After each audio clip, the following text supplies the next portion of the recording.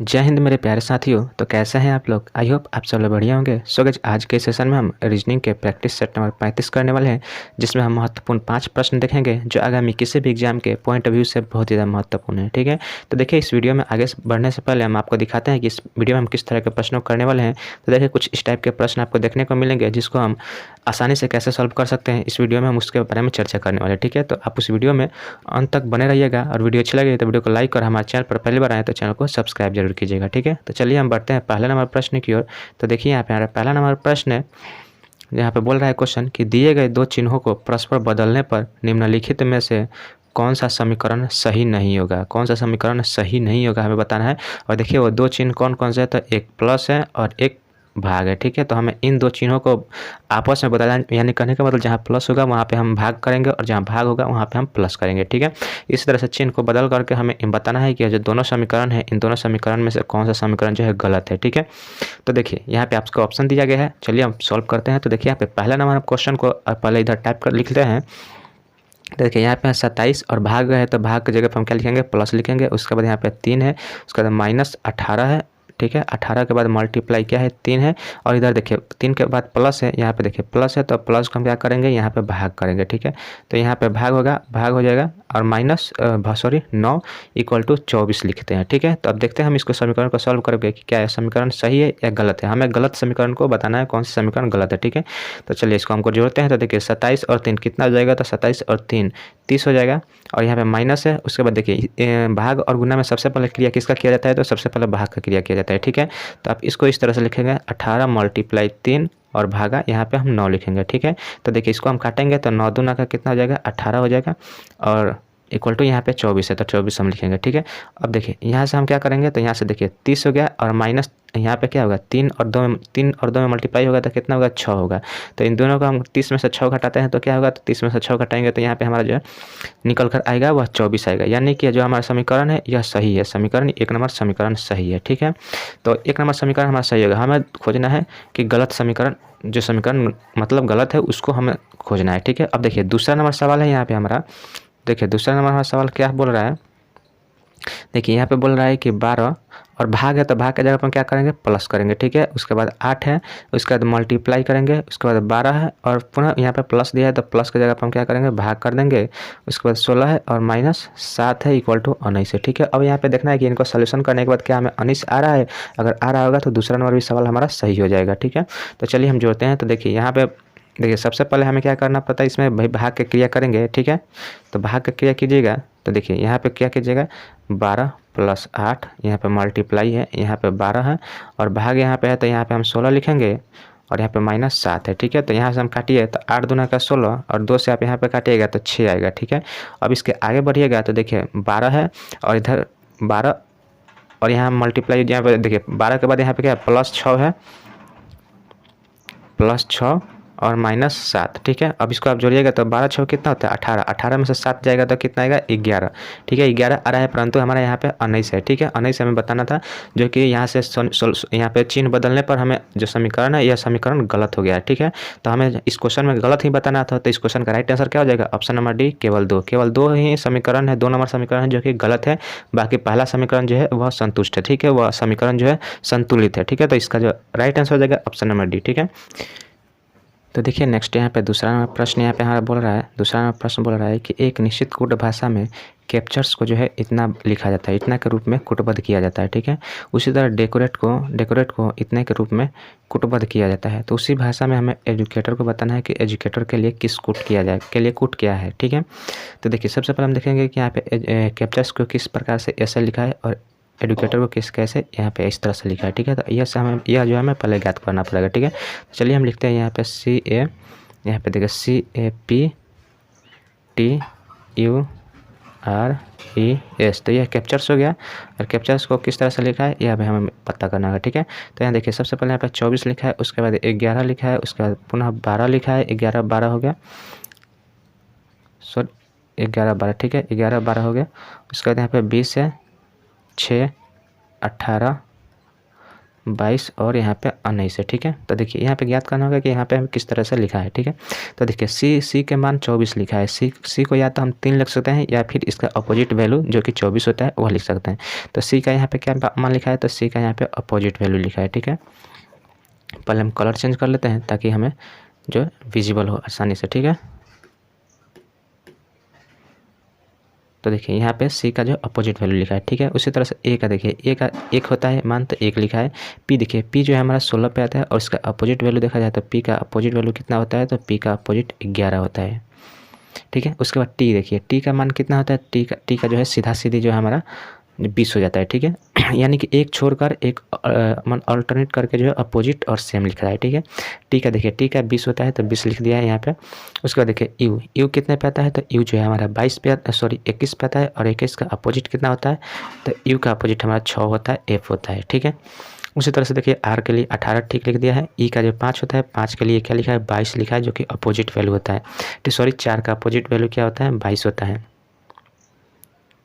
यहाँ पे ई कितने पे आता है, 5 पे आता है और 5 का अपोजिट वैल्यू भी होता है और भी का मान क्या होता है, 22 होता है। ठीक है, अब देखिए एस के लिए क्या लिखा है, एस का 19 लिख दिया है तो उससे सीधा सीधा लिख दिया। ठीक है, यानी कि एक अल्टरनेट करके जो है अपोजिट मान को लिख रहा है। तो उसी तरह से हम लिखेंगे एजुकेटर, ADUCATOR,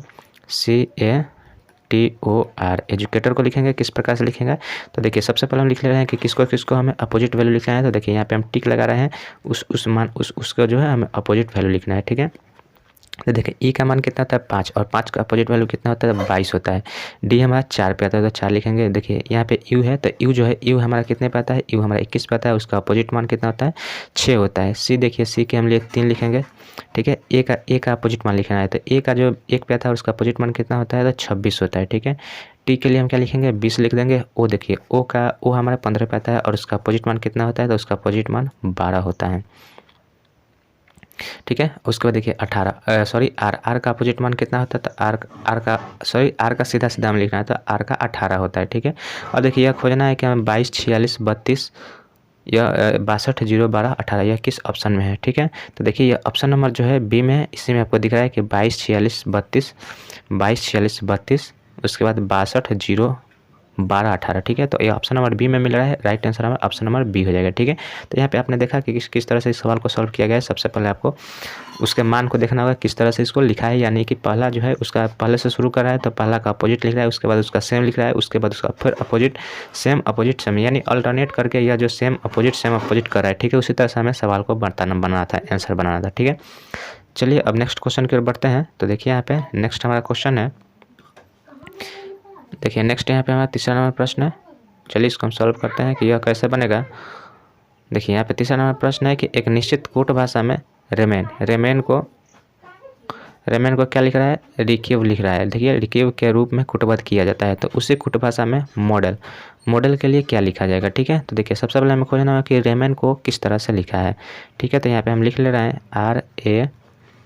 RAMEN, रेमेन को लिखा है, क्या लिख रहा है, तो RIQE भी लिख रहा है। ठीक है, अब इसका जो आसानी से आपको नहीं दिखेगा कि यह किस तरह से लिखा है। ठीक है, देखिए यहाँ पे आर का आर सीधा सीधी में अगर खोजें तो आर का आर लिख दे रहा है। ठीक है, अगर आपको इस तरह से सवाल नहीं समझ में आए, न समझ में आए कि कैसे बनाया जाएगा, तो सबसे पहले आप इसका स्थानीय मान को लिख लीजिएगा। जैसे कि आर देखिए, आर का स्थानीय मान क्या आता है, तो 18 आता है, इसका 1 आता है, एम का कितना होता है, तो एम का 13 होता है, ई का 5 होता है और एन का कितना होता है, 14 होता है। ठीक है, उसी तरह से यहाँ पे लिखिए आर का मान कितना, 18, आई का मान कितना होता है, तो आई का मान जो है 9 होता है,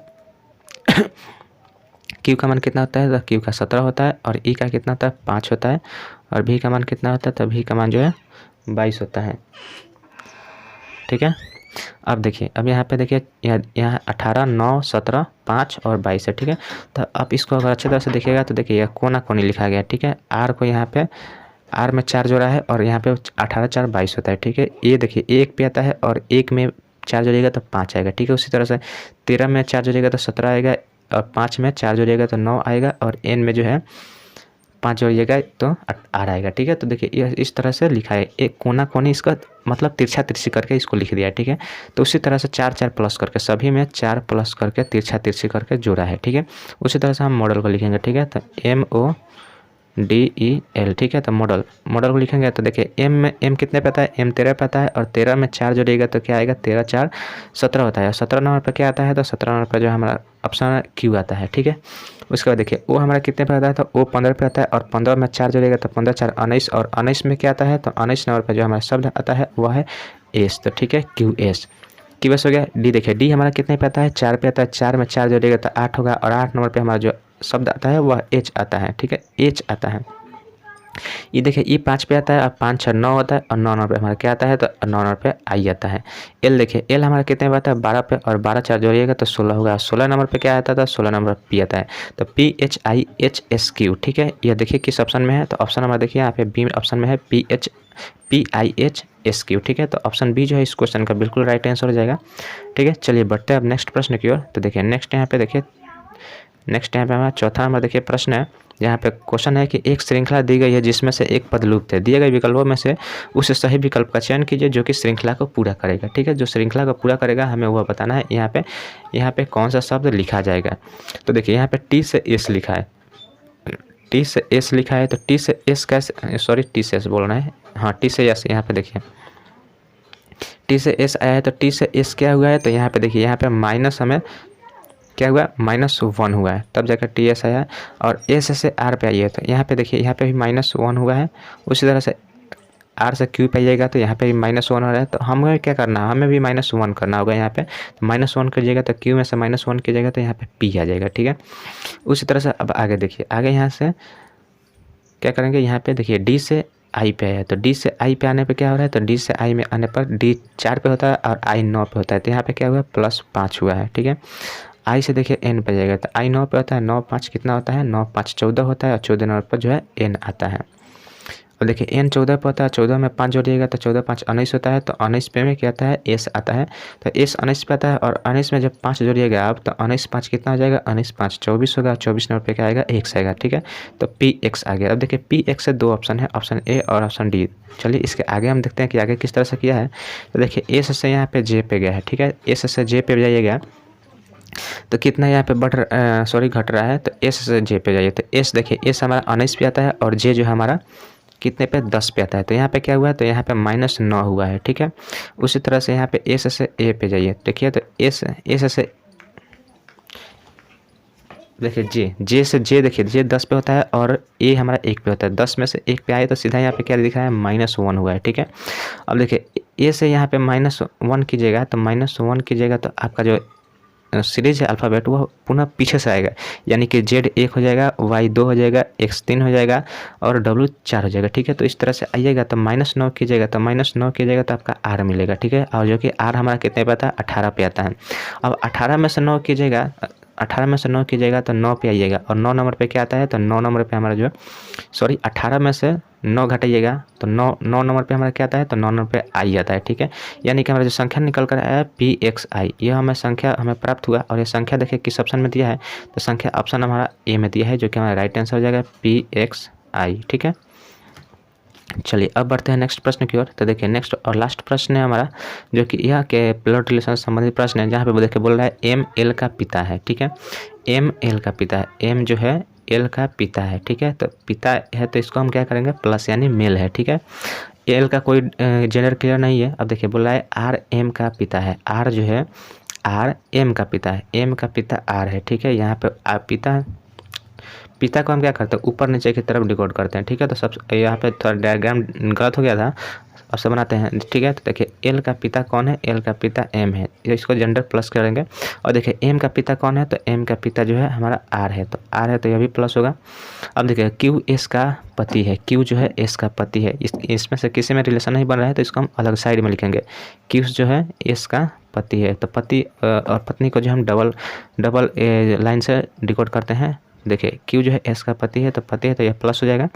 उसका बोला है कि एल जो है क्यू का भाई है, एल जो है क्यू का भाई है, यह दोनों भाई, एल जो है क्यू का भाई है, यह प्लस हो गया, ठीक है। यह भाई है, ठीक है, भाई। अब बोल रहा है, क्वेश्चन बोल रहा है कि एस का एम से क्या संबंध है, एस का एम से क्या संबंध है, एस का एम से क्या संबंध है। तो देखिए एस जो है एस का जो पति है या क्यू का या जो है एम कि यह पिता है। पिता है तो पिता जो है तो यह पत्नी हो गई, यह पत्नी है तो यह पत्नी का मतलब पति के जो पिता होते हैं वह क्या लगेंगे, तो यह लगेंगे हमारा जो एम जो है यह क्या, एम का जो है क्या लगेंगे, एस जो है बहू लगेंगे। ठीक है, पुत्र का पत्नी जो है बहू लगती है, तो ऑप्शन जो है बी है इस क्वेश्चन का राइट आंसर हो जाएगा, बहू होगा। ठीक है, उम्मीद करते हैं सारे क्वेश्चन आपको समझ में आया होगा। वीडियो अच्छी लगी तो वीडियो को लाइक जरूर कीजिएगा और हमारे चैनल पर पहले बनाया था चैनल को सब्सक्राइब जरूर कीजिएगा। तो चलिए इस वीडियो को हम यहीं बंद करते हैं, मिलते हैं नेक्स्ट वीडियो में, तब तक के लिए जय हिंद जय भारत।